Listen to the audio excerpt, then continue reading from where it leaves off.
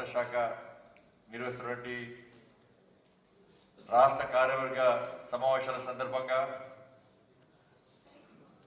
వేదిక మీద ఆశించినటువంటి పెద్దలు భారతీయ జనతా పార్టీ జాతీయ ఉపాధ్యక్షురాలు శ్రీమతి డికే అరుణక్క గారికి, అఖిల భారత సహ సంఘటన మంత్రి మంత్రులు పెద్దలు గౌరవనీయులు శ్రీ శివప్రకాష్ గారికి, భారతీయ జనతా పార్టీ సీనియర్ నాయకులు మాజీ అధ్యక్షులు పెద్దలు శ్రీ మల్లు ఇంద్రసేన గారికి, భారతీయ జనతా పార్టీ జాతీయ కార్యవర్గ సభ్యులు పెద్దలు శ్రీ గరికపాటి మోహన్ రావు గారికి, మాజీ పార్లమెంటు సభ్యులు జాతీయ కార్యవర్గ సభ్యులు పెద్దలు శ్రీ వివేక్ వెంకటస్వామి గారికి, శాసన మండలి మాజీ చైర్మన్ శ్రీ స్వామి గౌడన్న గారికి, భారతీయ జనతా పార్టీ రాష్ట్ర ఉపాధ్యక్షులు శ్రీ మనోహర్ రెడ్డి గారికి, ప్రజా సంగ్రామ యాత్ర ఇన్ఛార్జ్ కూడా వారి మనోహర్ రెడ్డి గారికి, రాష్ట్ర ఉపాధ్యక్షులు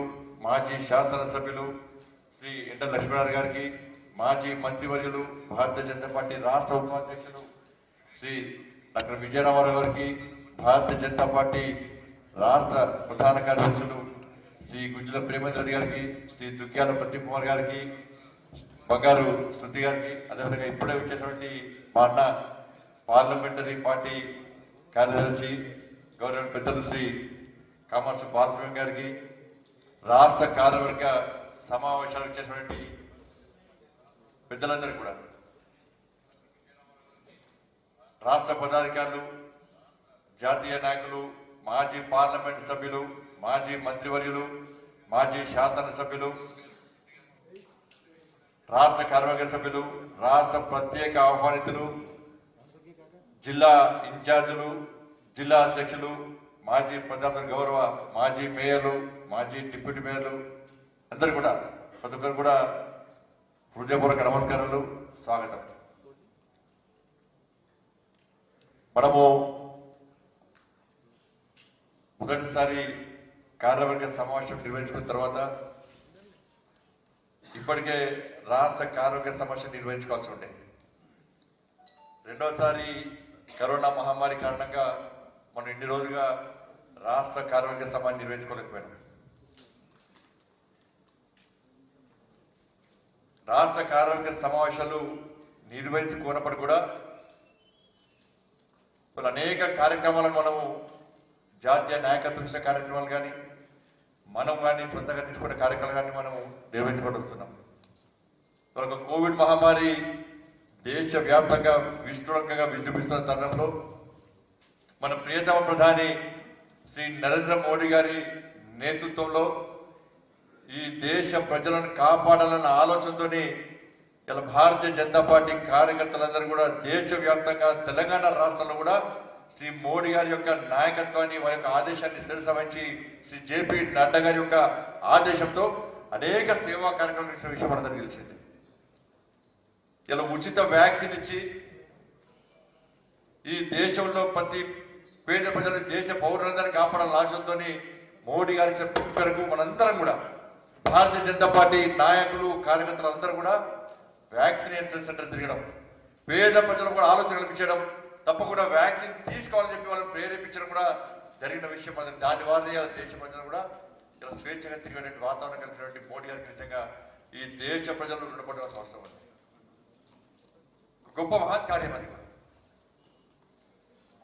ఒకవైపు ఆ కార్యక్రమం చేసుకుంటూనే మీ అందరికీ తెలుసు తెలంగాణ రాష్ట్రంలో ఏ విధంగా వాతావరణం ఉంది, దేశంలో ఒక విధమైన వాతావరణం, ప్రపంచానికే ఆదర్శపూర్తిగా ఒక మహానాయకుడు నుండి మన ప్రియతమ ప్రధాని నరేంద్ర మోడీ గారి ఆశీస్సులతో మన హోంశాఖ మంత్రులు, మనందరి నాయకులు, మనందరికీ ఆదర్శ స్ఫూర్తి శ్రీ అమిత్ షా గారి యొక్క అండతో మన జాతీయ అధ్యక్షులు శ్రీ జేపీ నడ్డా గారి యొక్క ఆధ్వర్యంలో ఈ తెలంగాణ రాష్ట్రంలో ఈ నియంత పాలనకు వ్యతిరేకంగా, ఈ అవినీతి పాలనకు వ్యతిరేకంగా, ఈ కుటుంబ పాలనకు వ్యతిరేకంగా ఏ విధంగా ఉద్యమాన్ని ఉధృతం చేస్తున్నాం మీ అందరికీ తెలిసిందే. అందరూ కూడా కలిసికట్టుగా ఉద్యమం చేస్తా ఉన్నాం మనం. దాని ఫలితంగా ఇవాళ తెలంగాణ రాష్ట్రంలో ఏ విధంగా రాజకీయ మార్పు జరుగుతుందో, ఏ విధంగా పెను మార్పులు సంభవిస్తున్నాయో మనందరికీ తెలిసిందే, తెలంగాణ రాష్ట్రం మీద తెలిసిందే.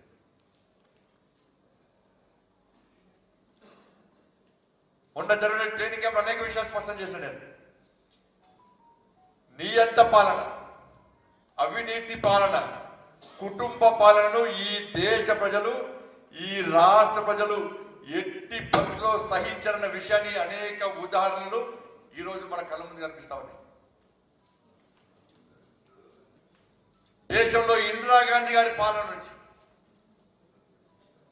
చివరకు మన్మోహన్ సింగ్ పాలన వరకు కూడా ఈ దేశ ప్రజలు నియంత పాలన వ్యతిరేకించారు, అవినీతి పాలన వదిలించారు, కుటుంబ పాలనకు చెరవగిద్దమైన విషయాన్ని మనం ఒకసారి నిర్వహించుకోవాల్సిన అవసరం ఉంది. ఈ తెలంగాణ రాష్ట్రంలో కూడా కాంగ్రెస్ పార్టీ పాలన నుంచి మొన్నటి చంద్రబాబు నాయుడు గారి పాలన వరకు కూడా అవినీతి పాలనకు వ్యతిరేకంగా, నియంత పాలనకు వ్యతిరేకంగా, ఇలా కుటుంబ పాలనకు వ్యతిరేకంగా ఉద్యమించడానికి చరిత్ర గతంలో ఉమ్మడి ఆంధ్రప్రదేశ్ తెలంగాణ రాష్ట్రంలో. ఇవాళ అన్ని మిళితమై ఈ తెలంగాణ రాష్ట్రాన్ని పాలిస్తున్న పార్టీ టీఆర్ఎస్ పార్టీ. అటువంటి నియంత ఈ రాష్ట్ర ముఖ్యమంత్రి. అవినీతి రాజ్యం వెళ్తుంది తెలంగాణ రాష్ట్రంలో, నియంత పాలన కొనసాగుతుంది తెలంగాణ రాష్ట్రంలో, ఒక కుటుంబ పాలన కొనసాగుతుంది తెలంగాణ రాష్ట్రంలో. అందుకే వీటికి వ్యతిరేకంగా ప్రజలను చైతన్యవంతం చేస్తున్నటువంటి తరుణంలో భారతీయ జనతా పార్టీ విషయంలో ప్రజలు ఇవాళ భారతీయ జనతా పార్టీకి అండగా ఉంటున్నటువంటి తరుణంలో ప్రజల దృష్టి మళ్లించడానికి వాళ్ళ రాష్ట్ర ముఖ్యమంత్రి ఏ విధంగా కుట్ర చేస్తున్నారో మనం చూడండి. మొన్న వేడు ఢిల్లీకి రాష్ట్ర ముఖ్యమంత్రి, ఢిల్లీకి ఎందుకు పోయిన అర్థం కాని రాష్ట్ర ముఖ్యమంత్రి ఒక ప్లాన్ ప్రకారం దృష్టి మళ్లించే ప్రయత్నం చేస్తారు. భారతీయ జనతా పార్టీని ప్రజల్లో కూడా అప్రదిష్ట పాలు చేసే ప్రయత్నం రాష్ట్ర ముఖ్యమంత్రి చేస్తా ఉన్నాడు. ఢిల్లీకి పోయిన రాష్ట్ర ముఖ్యమంత్రి గారు ఒక ప్లాన్ చేసిండు. ఢిల్లీ పోయి కేంద్ర నాయకత్వం అపాయింట్మెంట్ ఇవ్వాలని చెప్పి ఇవాళ తెలంగాణ రాష్ట్రంలో ప్రజలకు ఒక తప్పుడు సంకేతం ఇచ్చే ప్రయత్నం చేశాడు. అపాయింట్మెంట్ అడగలేదని చెప్పి వాళ్ళ పత్రికలకు రాసిన వాళ్ళ పత్రికనే కనుక రాయకుంటే మన రాష్ట్ర ముఖ్యమంత్రి ఒక ప్లాన్ ప్రకారం రాష్ట్ర ముఖ్యమంత్రి ఈరోజు భారతీయ జనతా పార్టీ అప్రదిష్ట పాలు చేసే ప్రయత్నం చేశాడు. పీయూష్ గోయల్ గారు అపాయింట్మెంట్ ఇవ్వలే. 4 గంటల ముందే పీయూష్ గోయల్ గారు వేరు.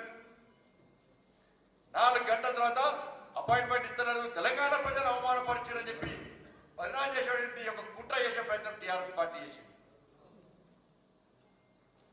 ఇలా రాష్ట్ర ముఖ్యమంత్రి ఢిల్లీకి ఎందుకు పోయాడు?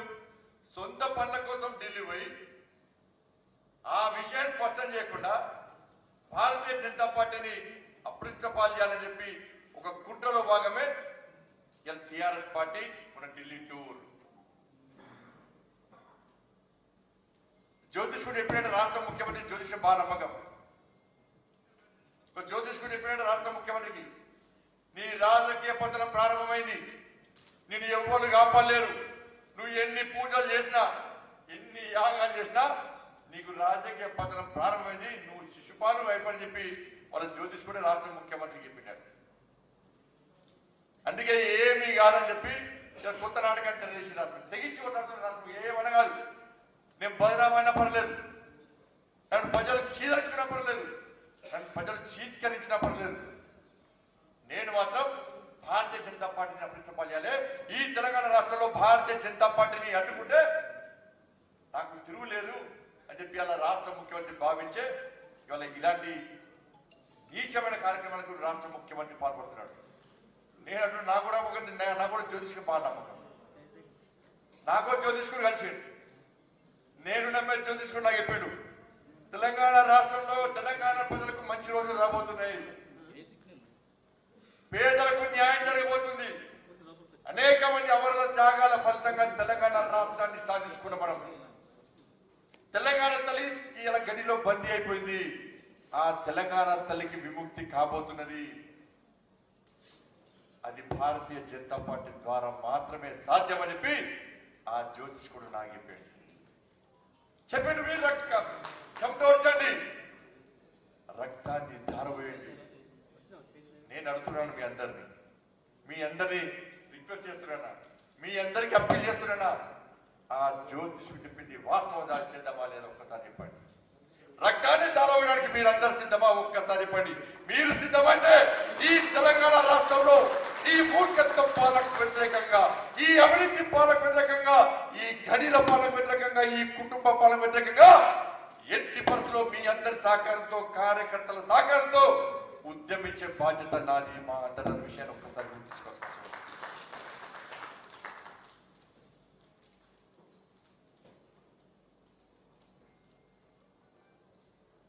ఏమిటంటే టీఆర్ఎస్ పార్టీలో సీఎం సీట్ కోసం కూర్చున్నాడ 4 స్తంభాలను ప్రారంభమైంది. ప్రగతి భవన్లో డైనింగ్ టేబుల్ మీద జరిగే కొట్లాటంతా మనకు తెలుసు. రాష్ట్ర ముఖ్యమంత్రి ప్రతిసారి ఏదో ఒక విషయంతో మన టీఆర్ఎస్ పార్టీ నాయకులను వాళ్ళ ప్రజలను కాపాడుకునే ప్రయత్నం చేస్తున్నాడు. కొట్లాట స్టార్ట్ అయింది ముఖ్యమంత్రి కుటుంబంలో. తిరిగి అధికారంలోకి వచ్చే అవకాశం లేదు. ఈ ప్రభుత్వం ఉంటుందా పుట్టదా గ్యారెంటీ లేదు. ఇలా కొడుకు ప్రశ్నిస్తున్నాడు. ముఖ్యమంత్రి ఎప్పుడు చేస్తామని చెప్పి కొడుకు ప్రశ్నిస్తున్నాడు. ఒకవైపు బిడ్డ ప్రశ్నిస్తున్నది, నన్ను ఎప్పుడే ముఖ్యమంత్రి చేస్తామని చెప్పి. ఒకవైపు అల్లుడు ప్రశ్నిస్తున్నాడు, నన్ను ముఖ్యమంత్రి ఎప్పుడు చేస్తామని చెప్పి. 4 ముక్కలట, 4 స్తంభాలట. ఇవాళ ముఖ్యమంత్రి ప్రగతి భవన్లో డైనింగ్ టేబుల్ మీద జరుగుతున్న యుద్ధమే ముఖ్యమంత్రి టూర్.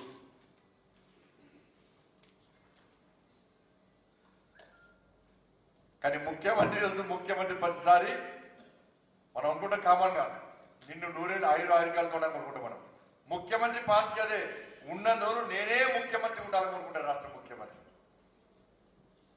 కొడుకు ముఖ్యమంత్రి కావాలంటే అల్లుడు రెచ్చగొడతాడు, అల్లుడిని ముఖ్యమంత్రి కావాలనుకుంటే బిడ్డను రెచ్చగొడతాడు. ఆయన మాత్రం నేనే ముఖ్యమంత్రిగా ఉండాలని చెప్పి మనం కోరుకునేటువంటి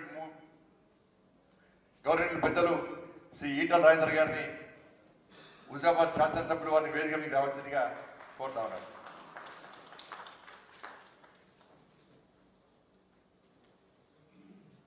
కాబట్టి ఇటువంటి విషయంలో ప్రశ్నించేటువంటి వ్యక్తులను టీఆర్ఎస్ పార్టీ నుంచి గెట్టి వచ్చే ప్రయత్నిస్తాడు. దానికి ఉదాహరణ మన ఈటల రాజేంద్ర గారు. మేము ఉద్యమకారులం, తెలంగాణ రాష్ట్రాన్ని సాధించడంలో ప్రధాన భూమిక పోషించిన వ్యక్తులం మేము. అన్నిటికీ తెగించి కొట్లాడేటువంటి వ్యక్తులం మేము. మన ఉద్యమకారులకు టీఆర్ఎస్ పార్టీలో స్థానం లేదు, అవమానం జరుగుతుందని చెప్పి ప్రశ్నించినటువంటి వ్యక్తులను ఈటల రాజేందర్ గారి లాంటి వ్యక్తులందరూ కూడా బయటికి పంపించే ప్రయత్నం టీఆర్ఎస్ పార్టీ జరుగుతుంది. అది కూడా కుట్రలో భాగమైంది. నిజమైన ఉద్యమకారులకు స్థానం ఉండదు, వాళ్ళు మనల్ని ప్రశ్నిస్తారని చెప్పి ఒక చెడు ఆలోచనతో ఈరోజు టీఆర్ఎస్ పార్టీ నుంచి ఇలా బయటికి పెట్టేసిన పరిస్థితి మనం చూస్తా ఉన్నాం. అందుకే ఉద్యమకారులందరూ కూడా ఇలా ప్రధాన వేదిక ఇలా భారతీయ జనతా పార్టీ అనే విషయాన్ని ఇలా ఉద్యమకారులందరూ గుర్తించి, గ్రహించి, గమనించే ఎస్ భారతీయ జనతా పార్టీలో చేరాల్సిందే.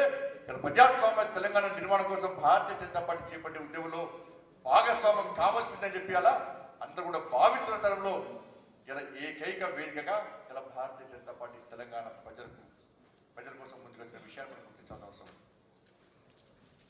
అనేక పనులు చేస్తున్నాం. పోరాటం చేస్తున్న కార్యకర్తలను, నాయకులను కూడా ఇబ్బంది పెట్టే ప్రయత్నం టీఆర్ఎస్ పార్టీ ప్రభుత్వం చేస్తున్నది. మొన్న తెలియాల మొన్న నల్గొండ జిల్లాలో, ఉమ్మడి జిల్లాలో కొనుగోలు కేంద్రాలను సందర్శిస్తే రైతుల బాధలను తెలుసుకునే ప్రయత్నం చేస్తే, రైతులకు ఒక భరోసా కల్పించే ప్రయత్నం చేస్తే ఇలా భారతీయ జనతా పార్టీ కార్యకర్తల మీద, భారతీయ జనతా పార్టీ నాయకుల మీద ఏ విధంగా రాళ్ల దాడి చేసిండో, పోలీసు ద్వారా ఏ విధంగా దాడితో కొట్టించాడో ఇలా తెలంగాణ రాష్ట్ర ప్రజలు కల్లాల్సిన విషయాన్ని ఒకసారి గుర్తుంచుకోండి. రైతులను కాపాడే ప్రయత్నం చేస్తే మన 56 మంది భారతీయ జనతా పార్టీ కార్యకర్తలు ఇంజురీస్ అయి ఇప్పటికీ బెట్ట తెలుసుకున్నటువంటి విషయాన్ని ఒక్కసారి తెలంగాణ రాష్ట్ర ప్రజలు గుర్తుంచుకోవాల్సిన అవసరం ఉంది. 56 మంది కార్యకర్తలకు ఇంజురీస్ అయి దెబ్బ తగ్గిన గాయపడలేదు. 20 వాహనాలు ధ్వంసం చేశారు. ఇది పోలీసుల సమక్షంలో పోలీసులు, టీఆర్ఎస్ పార్టీ గుండాలు కలిసి చేసినటువంటి దాడుల విషయాన్ని ఒక్కసారి గుర్తుంచుకోండి.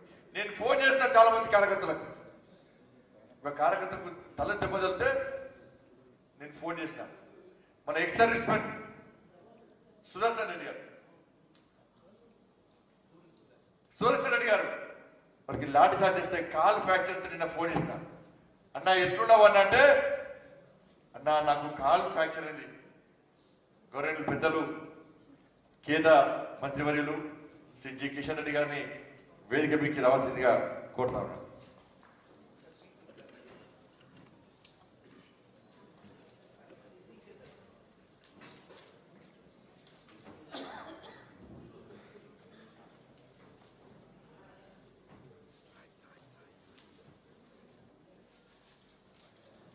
పెద్దలు తమిళనాడు సభ్రవారి శ్రీ పి సుధాకర్ గారి వేదిక మీద రావాల్సిందిగా కోరుతాను.